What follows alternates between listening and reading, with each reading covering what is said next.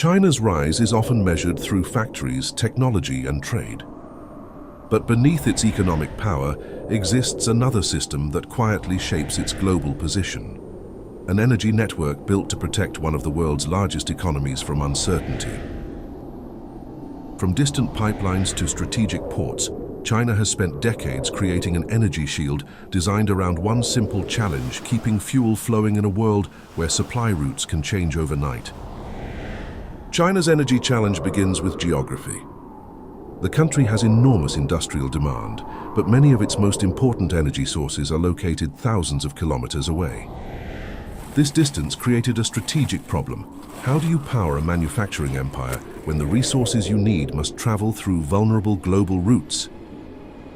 For decades, coal became the foundation of China's energy security.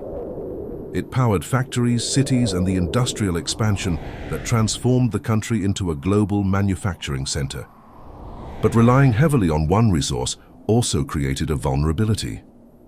China needed more layers beneath its energy system. The next layer of China's energy shield came from diversification. Instead of depending on a single source, China expanded across oil, natural gas, renewables, nuclear power, and strategic reserves. The goal was not simply to obtain more energy. It was to create multiple pathways that could keep the system operating under pressure. China's energy strategy is also shaped by the oceans. A significant portion of its imported oil and gas travels through maritime routes connecting the Middle East, Africa, and Southeast Asia. This makes sea lanes far beyond China's coastline part of its broader energy security calculation. The Strait of Malacca represents one of China's most important strategic calculations. A narrow maritime passage, yet a critical gateway for global energy movement. Because so much energy passes through this region, China has looked beyond traditional supply chains and built alternative connections across land, pipelines, and regional partnerships. The energy shield was expanding from the sea into the continent. To reduce reliance on vulnerable sea lanes, China invested in pipelines stretching across mountains, deserts, and international borders. These overland corridors provide additional pathways for oil and natural gas, making the energy network more resilient if maritime routes face disruption. Central Asia became one of the key pillars of this strategy. Energy cooperation with neighboring countries created land-based connections that complement maritime imports. Together, these routes form a network designed to increase flexibility rather than dependence on any single source. Another important layer extends northward. Energy cooperation with Russia added major oil and natural gas supplies through long-distance pipelines, reducing the need for every shipment to arrive by sea. Diversification became the foundation of China's long-term planning. Energy security is not only about supply, it is also about preparation. Across China, massive storage facilities hold strategic reserves that can provide an additional buffer during periods of market disruption or transportation delays.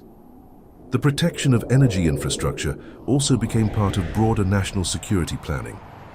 Ports, offshore facilities, pipelines, and power networks require constant monitoring because modern economies depend on uninterrupted energy flows. The result is not a single project but an interconnected system.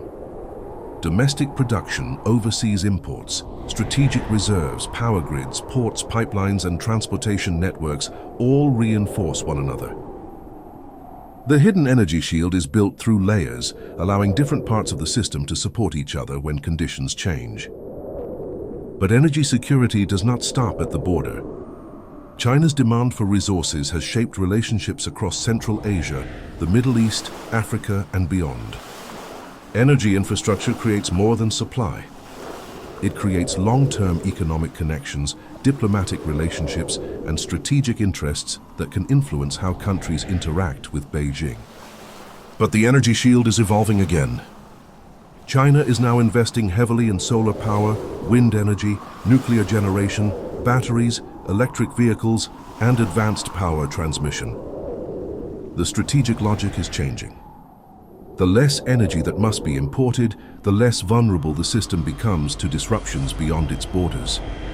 China's hidden energy shield is therefore much larger than oil, gas, or coal.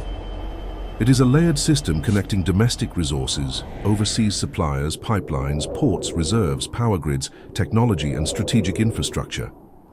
That system does not make China immune to risk, but it gives Beijing more options when the global energy landscape changes.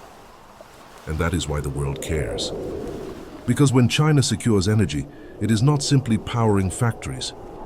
It is protecting the foundation of one of the world's largest economies and strengthening its ability to shape the geopolitical system around it. This is where energy begins to merge with geopolitics. The same routes that carry fuel can also influence trade, infrastructure investment, and diplomatic priorities. For China, securing energy means maintaining access to the networks that connect producers, transit countries, and consumers. Yet China's energy shield has a maritime dimension that cannot be ignored. The country has invested heavily in naval modernization and maritime infrastructure while expanding its ability to operate farther from its coastline. This does not mean every energy route is under military control, but it reflects a broader reality. Economic security and maritime security are increasingly connected.